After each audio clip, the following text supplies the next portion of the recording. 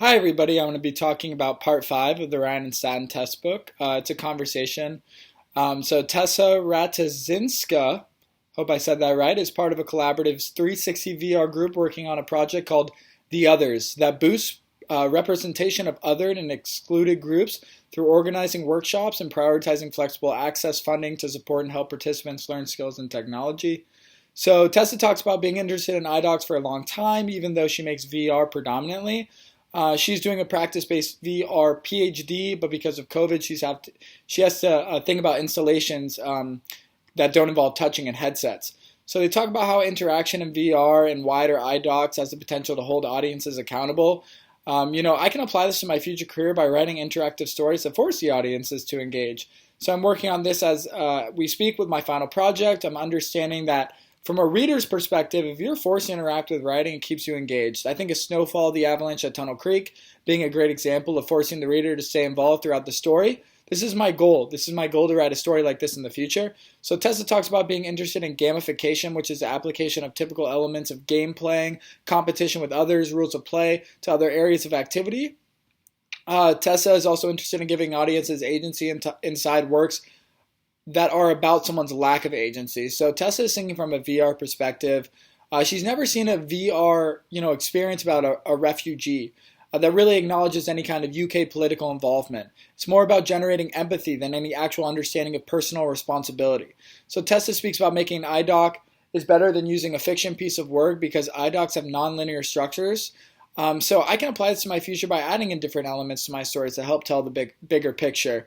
It doesn't have to be a straight line when I write. I can include multimedia elements that take you in different directions. Tessa speaks about how iDocs can be a documentary that doesn't follow just one journey, but acknowledges that there might be multiple entry points into a story. This is something that's been harped on throughout the entire Ryan and Staton reading. I believe I can do this in my type of writing, following that type of model, if I ever want to make an iDoc in the future.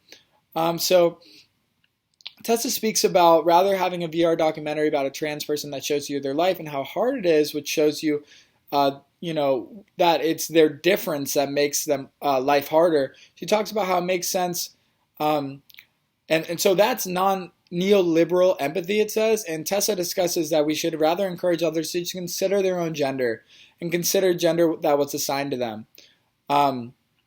So I think in my future career, I should explore VR capabilities because I spoke about this last week, but I need to learn VR first. But the more I read about this type of stuff, the more I realize how much VR could do.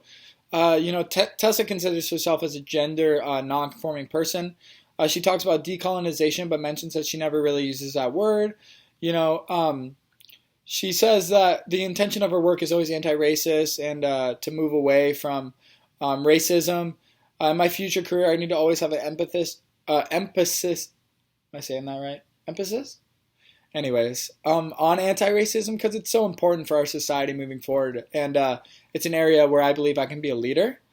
So I have to make sure my work in my future can be accessible for anyone, no matter their color of skin or potential disabilities. Because she does mention that the VR headset itself used to be historically racist. So Tessa's made work about queer clubbing, but she ended up compromising the premise because she wanted to make sure that other audiences would watch. So it's kind of a hard balance. So she also talks about who inspires her, which is Danielle Braithwaite Shirley. She's a games designer and artist who uses the infrastructure of games design to archive Black trans experience. I love this quote. She says, this is like a loose quote, but her work stands apart from what you might think. She makes work as a Black trans person for Black trans people with Black trans people in mind. And I just thought that was really powerful. Thank you, guys.